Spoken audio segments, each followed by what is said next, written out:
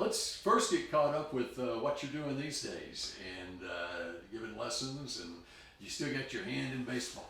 I still have my hand and whatever other parts of my body I can keep involved in the game. I mean, I love working with kids. Gives me an opportunity to help pass on to kids what came to me very naturally.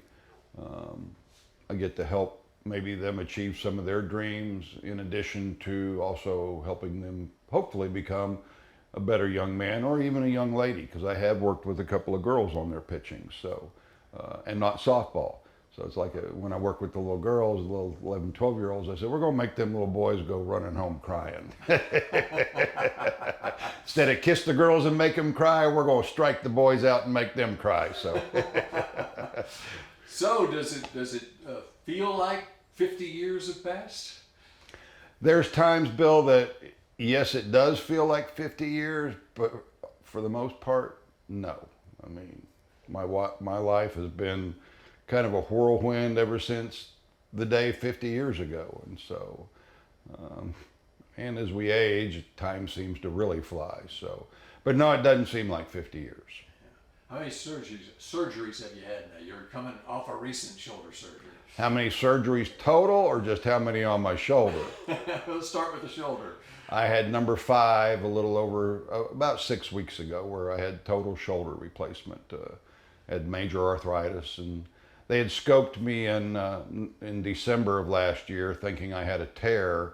I've had some back problems, and I have a stimulator placed in my lower back permanently that kind of acts like a TENS unit, constantly sending shocks to my feet and everything to keep pain out of my legs. And but because of that, they couldn't do a MRI. They could do a CAT scan, but no MRI. MRI would have fried it. When they got in there thinking I had a tear, they found out, well, no, your rotator for 60-something years of throwing a baseball is in pretty good shape, but you got real bad arthritis. And so they gave me 2 options, of which really I didn't think any of them were a decent option. One, I can quit throwing. But my question then was to the doctor, I said, is the pain going to go away? Because, you know, the arthritis isn't going away. And he said, no. I said, well, then there really isn't an option. Let's get rid of it. I'm tired of only getting about 3 hours of sleep at a time. I mean, I get my 8 hours a night, but it'd come in bits and pieces. So, so far, I'm pleased with what's going on with it. So. And you need your healthy shoulder to throw baseballs to your Doberman Sadie Mae, right? Absolutely, because right now when I throw one underhand, right-handed, and try to get a little elevation to it, I hold on to it too long. I throw it up over my head onto the roof behind me, and the look she gives me is kind of like when your manager gives you after you just gave up that 3-run bomb in the 9th. So, are you kidding me? So, hopefully, the doctor did tell me I'll get range of motion back. Be able to throw a little bit. He said, you won't be able to throw like you used to. And I said, well, I really don't want to. I just want to get rid of the pain. So things are progressing nicely. All right, June 1973. I am still mad that I had to go to my Little League practice June 27, 1973, and I wasn't at Arlington Stadium to watch your debut. Well, first and foremost, I must commend you on your commitment to your team and your parents' commitment, because in today's society, kids wouldn't be at practice. They'd be at the ball game or whatever. So I have to commend you on that. Secondly, you're not one of the purported 43 million people that were there that night, even though the ballpark only seated 37,000. So, but it was a big day. First sellout in Rangers history. What is it that sticks in your mind about that night now 50 years later? A couple of things. Number one, I don't think to this day or before then there'd ever been a major league game delayed because of traffic. And so as I was just coming out of the bullpen dugout in the old Arlington ballpark, you had a little bitty dugout down there and as I was coming up the steps to just begin warming up, the phone rang and said, sit down, we're delaying the game 15 minutes. So that was one of the first things. The second thing would have been how quiet the ballpark got after I gave up the 2-run home run to Mike Adams in the second inning. I mean, you went from 37,000 people screaming and shouting, you couldn't really hear yourself to think or anything like that, and all of a sudden it was like, we're in church on Sunday morning listening to preacher give a nice sermon. So that was another a point. And then it really was a 3-ring circus that night. I mean, you had all the acts from Six Flags on the field, and it was an experience. All right, you had Ron Luciano behind the plate, Mm-hmm. and you walked the first 2 batters. In the I first did. inning. What went through your mind at that point? Horror. The year before, in the state semifinals against Bel Air, and Jim Gideon, who went on to UT and then also played with the Rangers a little bit, and he'll be there on Tuesday night as one of my guests that night. He and I hooked up in a game in the semifinals in Austin that if you believed all the hype and build up, we'd still be playing today, nothing. I think the final score was 11-1. I couldn't find home plate.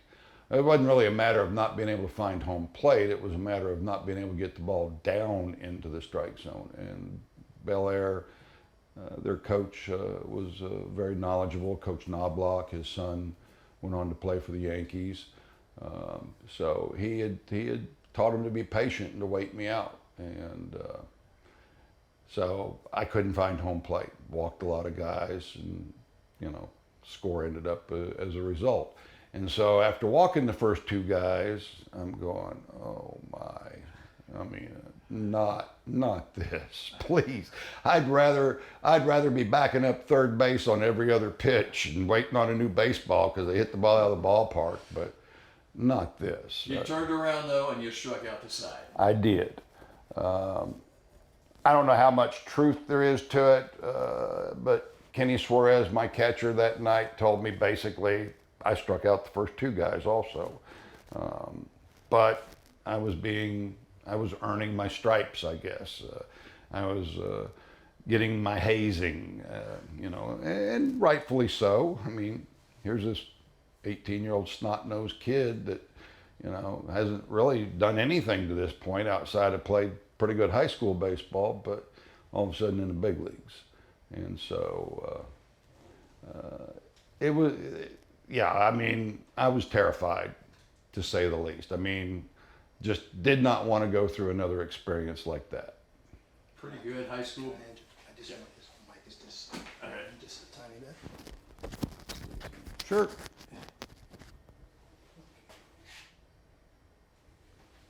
Sorry about that. He is an artist. Bill is an artist. As long as I don't have to pinch my right nipple with it, we'll be fine.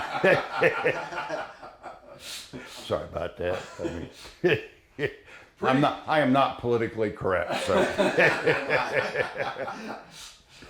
Pretty good high school baseball. I'd say, what was it, an 0.18 ERA?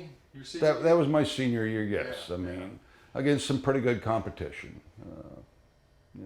Houston, well, Texas overall is known as a hotbed for high school baseball, and Houston being one of the primary spots. They've produced quite a few ball players over the years. So, Now, Tom Grieve said that if you compared David Clyde and Roger Clemens when they were both 18 years old, there was no comparison. David Clyde was so much better than Roger Clemens was at 18.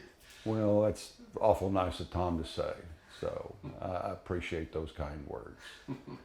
Well, Roger was a few years after me. He actually was from Houston also, played at one of my rivals in high school. My brothers played against him. And so Roger really didn't start coming into his own till after he got out of high school, and really more at UT than he did at San Jack. Back to June 27th. Mm-hmm. Okay, you settle down after those first 2 supposed walks. Right. And you go 5 innings. Bill Gogolewski comes on. Mm-hmm. He gets a 4-inning save, and you get the win. What are you thinking at that point? Hey, this is what I've lived my life for. I mean, for this moment. And so, not much, all of a sudden here I am in the middle of my dream of dreams, and not many people ever get that opportunity to live their dream of dreams, and I got to. What I remember also about that season, there was a doubleheader that was played a month later. Farm and Ranch night at Arlington Stadium.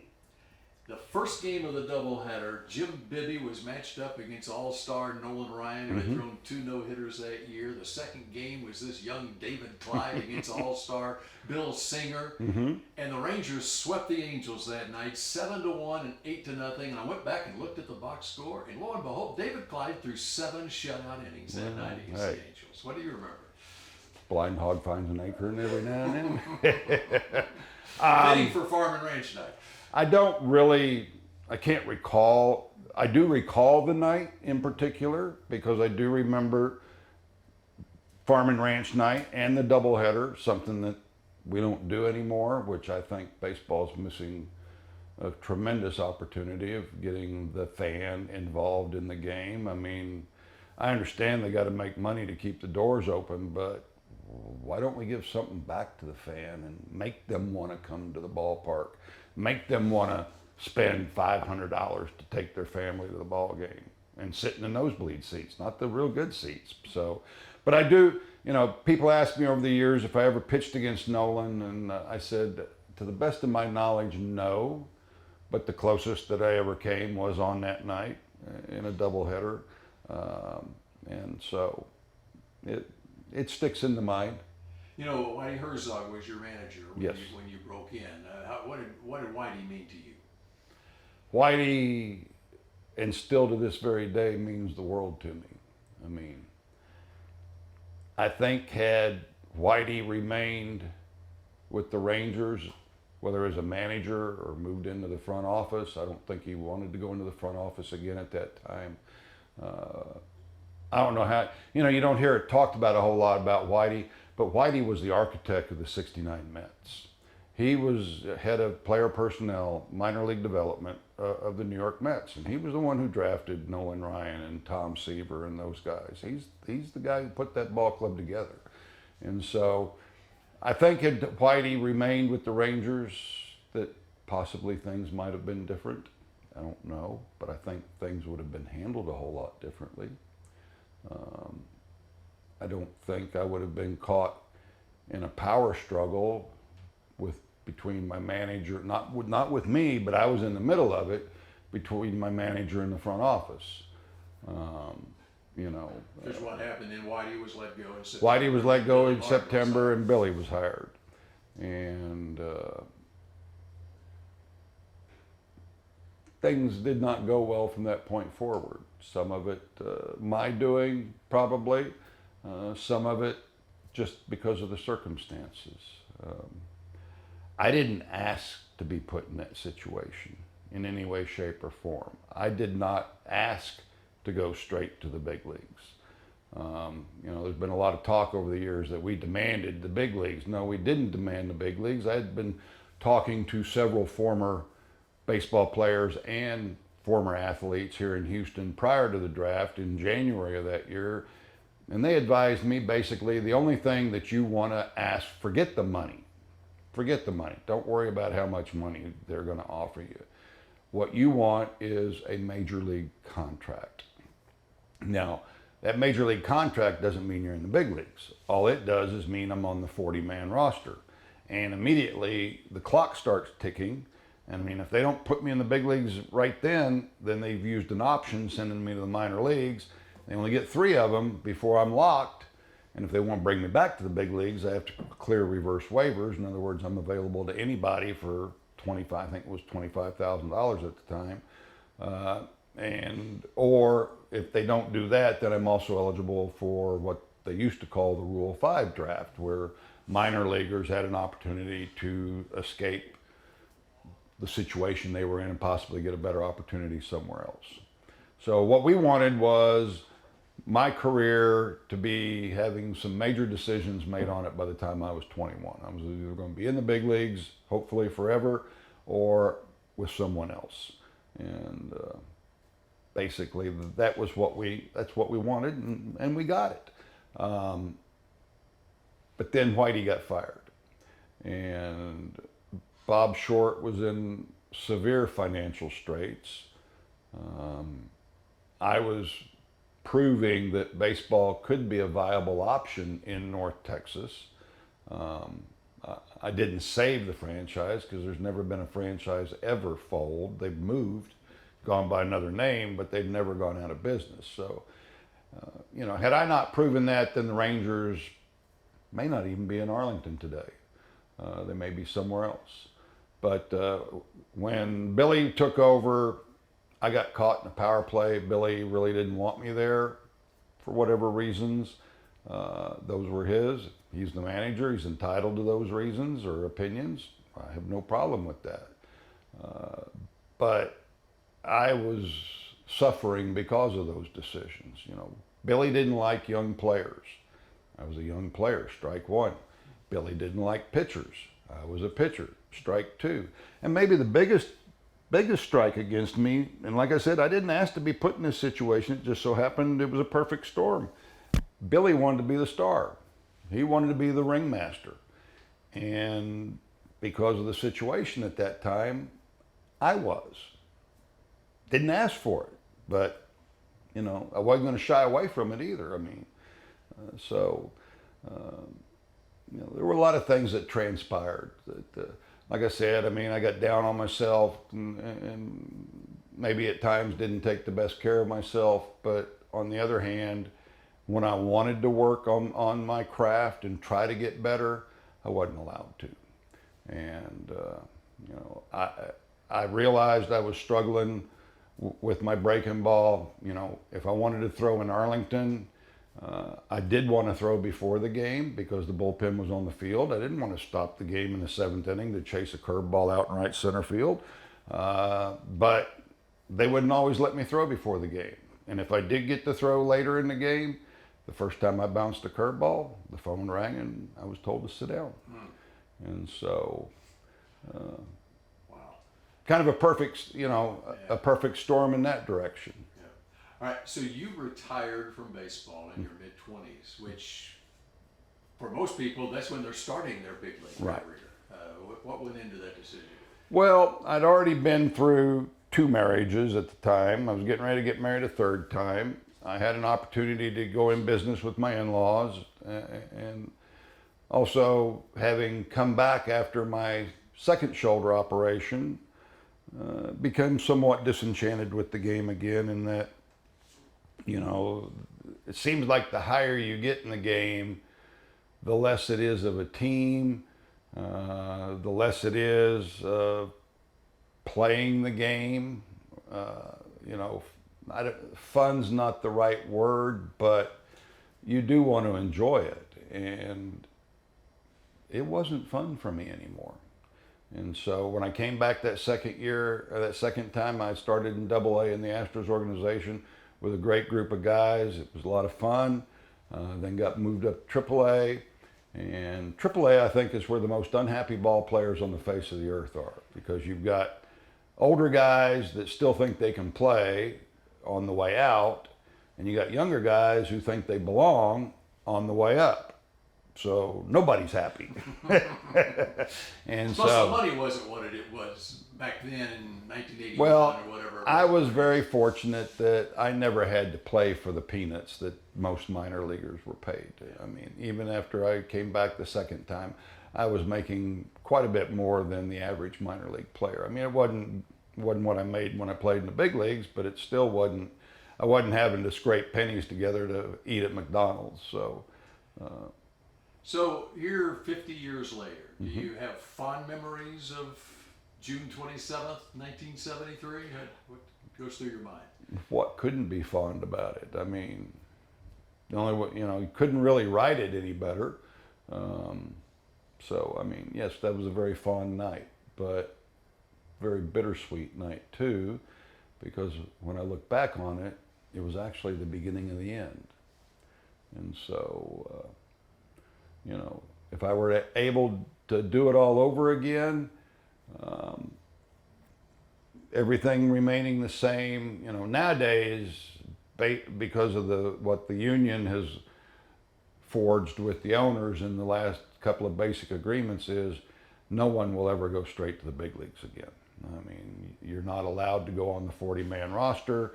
To go to the big leagues, you got to be on the 40-man roster. So I don't know if that encompasses, I don't think that encompasses some of your players coming from the Asian markets and such, but I do know that coming out of Latin America and everything, that you're going to go through the minor leagues first. So, but based on all that, I would probably tell the Rangers, and of course 50 years ago, I would have blackballed myself if I said this, but do not sign me.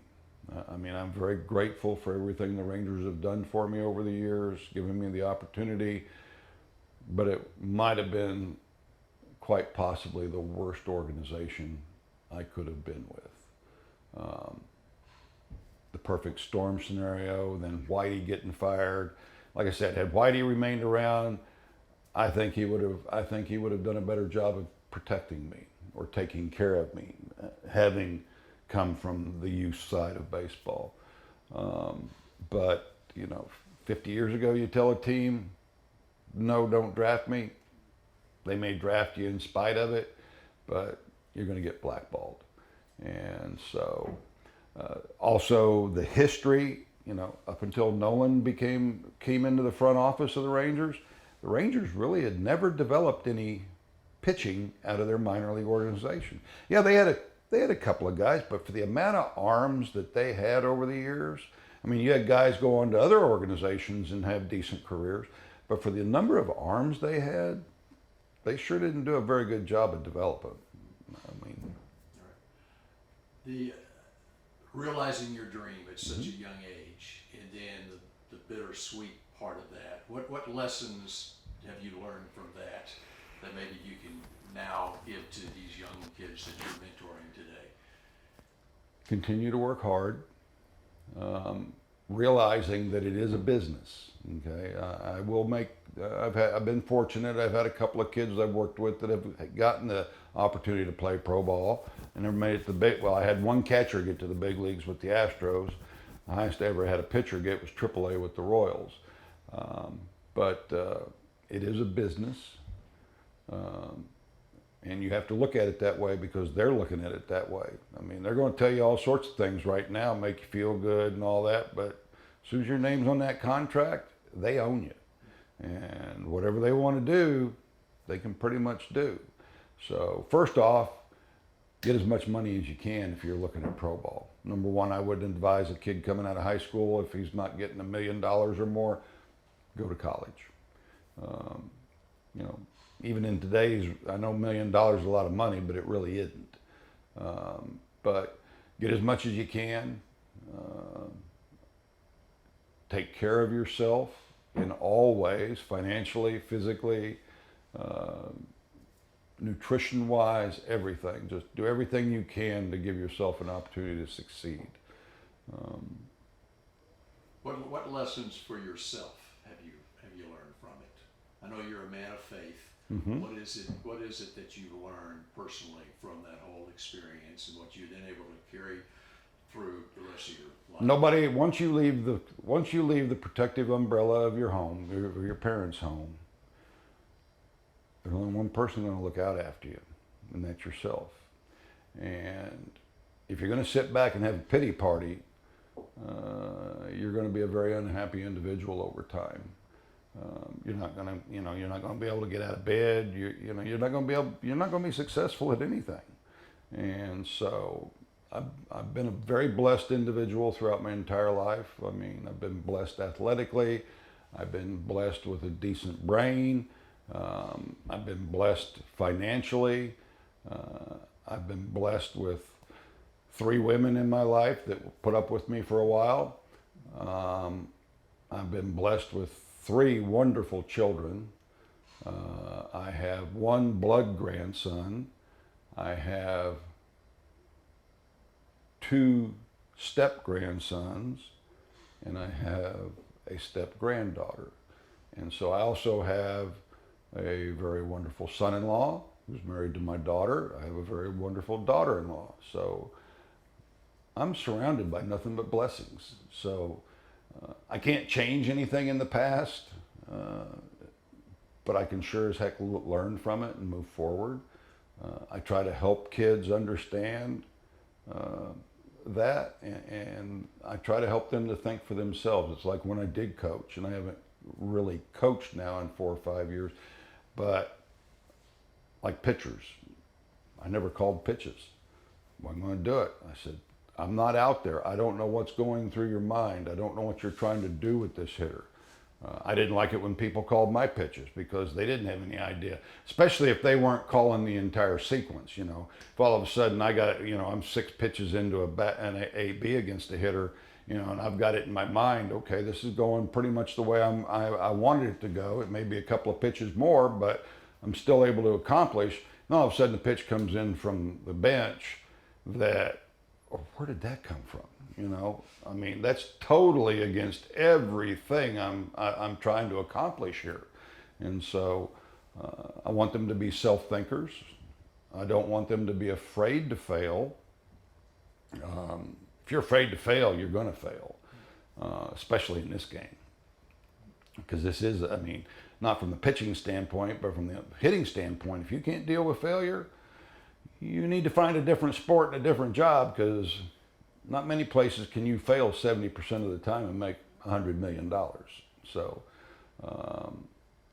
I just try to help them realize what's ahead of them, education-wise, how important the education process is to not just young people, but to baseball in general. You know, and if you are one of those 1 in a million that gets the opportunity and is offered enough money, you want to be smart enough to hold on to it. You know, it just baffles me at times when I read about former athletes, more so in other sports than it seems in baseball, that have made millions of dollars and are now destitute. I find that hard to believe. I mean, you know, I've often said, you let me come back for $2 million, which means I should clear at least $1 million. I'm going to put that in the bank in tax-free municipal bonds, drawing about 4%. Okay, so I'm making 40 grand a year, tax-free, and then put that with my Social Security. If I can't live on that, you know, I got a problem. Finally, for those of us who grew up in that time span and were Ranger fans early on, the first seminal moment of the relevancy for the Rangers was when David Clyde made that debut on June 27th, 1973. I still have friends. We get together and we talk about that night, that moment. That's something else that you have. Well, thank you. You got to be a little bit there. Got a lot to be thankful for. And it's nice to be remembered. That it all wasn't for nothing. And how I hear periodically how they aren't going to do to another young man what they did with me. So even though there's